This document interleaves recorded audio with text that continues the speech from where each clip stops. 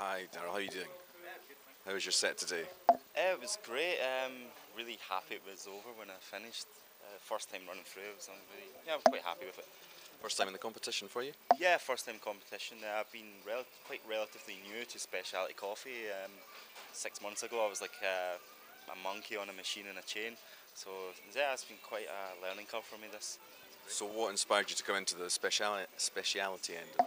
I was searching online. I found that Edinburgh Artisan Roast, the company I now work for, and I just went in and had a V60 of a Tanzanian, and it just slapped me right in the face. I just like, wow, this is coffee, really really fruity, complex, brilliant. It's just like, wow, I need to get me some of this. And I was taking coffee from there and at my work and just grinding it up and even serving it to customers and experimenting a lot. And I just really pushed for a job in specialty coffee. It just really excited me. So yeah. So, today, what were you looking for from your coffees that you used? Flavour notes, taste profiles?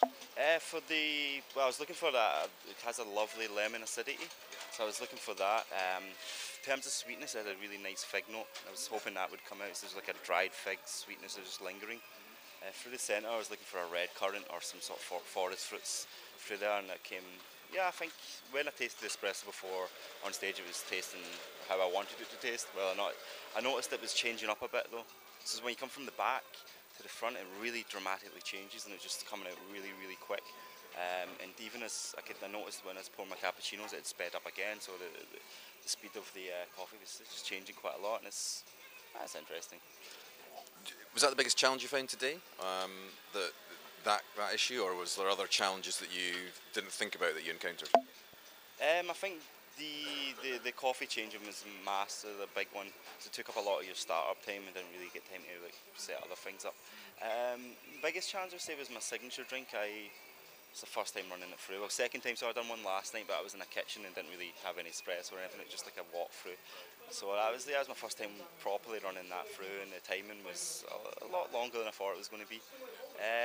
Nerves, I suppose, was another challenge. I was almost served them a milkshake when I was pouring my cappuccino, just shaking so much, and it's yeah. So, the signature drink from last night, tell us about what inspired you and how that came about. Well, I really drinking a lot of brew coffee this Rwandan. It just reminds me of summer, and most importantly, that drink Pims.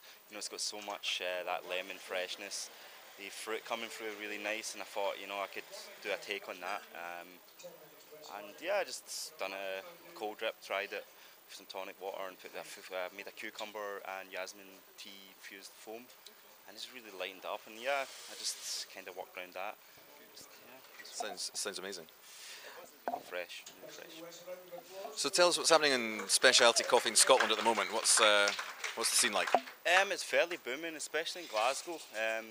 I'm from Edinburgh, from Glasgow. I'm living in Edinburgh. But going back to Glasgow, there's quite a few independent coffee shops opened and a few roasters as well. They're just roasting for their shop only, and it's great. You go in and you get these wonderful smells. And, you're watching a guy roast the coffee, and a few days later you're getting on brew or whatever. It's great. Seems to be a lot more demand. The places are full, so yeah. Are you finding the public are responding to the top end of these shops opening up? Yeah, definitely. Especially my own shop, where we've increased our sales of brew coffee substantially. Like, we're pushing people towards brew. They're always coming for espresso and want something dark, and and you're just pushing towards the light, fruitier, sort of more complex coffees, and they're eating them up. And yeah, it's great. You build up good relationships with customers, and now I've got a lot of people just coming in and just saying, okay, make me something, and that's great. It's building out. You get to build up a relationship, which I couldn't do when I was working in certain chains, and yeah, it's good. So people are a lot more confident in their baristas and stuff, and more willing to experiment with coffee, which I found a lot in the past they weren't. So it's good. For somebody maybe watching this, wanting to enter next year, what would be the biggest piece of advice you could give to a newcomer entering next year?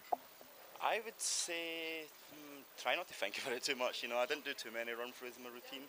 I thought if it's scripted, it's really, you think, well, I tried a scripted one, and what happened was I was just thinking about it too much. I think, oh, where should I be now? What should I be saying? So I would definitely not think about it too much. Yeah. Also, don't rely on parcel force to deliver your coffee. Yeah, don't try and get them to deliver it the day before you're leaving, because we had to change our coffee 2 days before. Our coffee didn't arrive, so we used a different Rwandan than what we used to. Just luckily my signature drink still worked with it, so that's not. I don't trust them. Go and collect it from the roaster yourself. So that's a big old challenge. That is last minute coffee change. Yeah. So yeah, it was great though. I mean, these sort of things happen all the time in the shop. You might get some boiler breaking down, or the pressure in the machine goes or something. You just got to work around it. And I found it was challenging, but I really relished it, and it was good. So yeah. Fabulous. Final question. Describe your set today in 3 words. What would those 3 words be? Wow. Scary, fun, and